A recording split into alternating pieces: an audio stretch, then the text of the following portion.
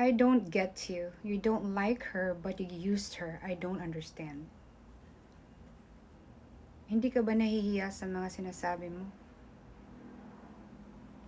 Don't you understand the video? It's awareness.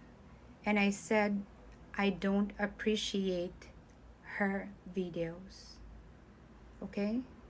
So, ito ang problema at toxicity ng mga Pilipino.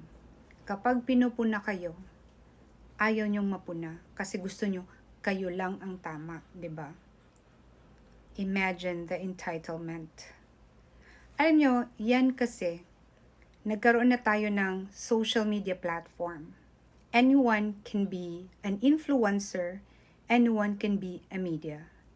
And for me, as concerned Filipino, lalong-lalo na para sa kabataan, kaya nagsasabi ako ng katotohanan na merong mga creators just like that creator na hindi dapat pakinggan. We are talking about awareness here. Imagine nyo lang, kung lahat ng tao ganito ang sinasabi. So, ibig sabihin with your logic, you don't like my video, you don't like what I said, but you are there to comment, so you are using me. 'Di ba?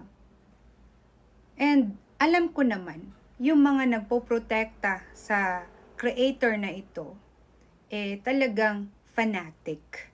At naiintindihan ko bakit sobrang fanatic ng mga Filipino because that's how Filipinos are brought up. 'Di ba? Kung sasabihin ko nga na iyong mga Katoliko na sumasamba sa mga imahe, kasalanan yun. Sasabihin nyo ba sa akin na tama ako? No. You will say, mali ako. Kasi hindi kayo sumasamba sa imahe. Sumasamba kayo sa Diyos. At paraan lang yan para makita ninyo at ma-imagine ninyo at ma-feel ninyo na merong Diyos.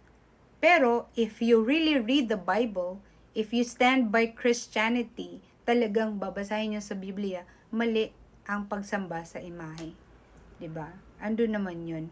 And then meron pang nag-comment, aanhin daw yung makadiyos kung siya naman ay tamad. Hindi ka makadiyos kung ikaw ay tamad. Okay? Kaya ayusin ninyo ang inyong lohika. Okay? And saan kayo nakakukuha ng mga maling lohika? Sa mga creators ng tulad ng sinasamba ninyo. That's why I said, beware sa pina-follow. Kung hindi nyo gusto, skip it.